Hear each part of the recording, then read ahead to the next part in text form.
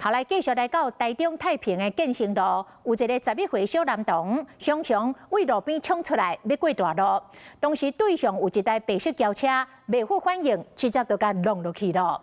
小男童瞬间伫空中拍一连，摔落涂骹，然后站起来走倒去路边。加在当时这个驾驶有紧急掠挡啊，才无甲小男童救过。也毋过大人无甲囡仔顾好好势，所以小男童的父母会去互罚款。穿外衫的囡仔徛伫路边，敢若互挡掉，无看到伊掠准无车，才走去路中央，一只白色的轿车挡袂住，直接撞到。囡仔冰一淋了后，摔伫涂骹。加在白色的轿车紧急打挡啊，无甲人救到，其他的驾驶看到惊一条。台中太平建成路顶，昨下晡5点外，驶白色轿车50岁张姓驾驶先撞到11岁李氏囡仔的骹，囡仔冰一淋了后摔伫涂骹，竟然敢若无代志共款徛起来，向驾驶回失礼，佮走转去路边。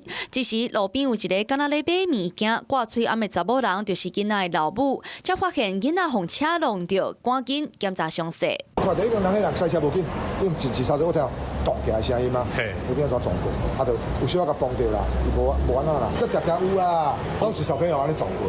附近的民众讲，这条路我学校车条多，今若线有时间，拢有真侪囡仔冲过马路。啊，若警方接到消息到场调查，看到的民众讲，当时是因为囡仔的老母叫伊到对向平机车的所在提胖，囡仔怎安尼冲过去，才会去弄到。反造成李姓血统头部及臀部擦挫伤，汽车驾驶经酒测为0。救护车到位，甲受轻伤的囡仔送医检查。警方讲，事故路口头前无到50公尺就有斑马线，毋过囡仔可惜阁无注意到车直接撞过。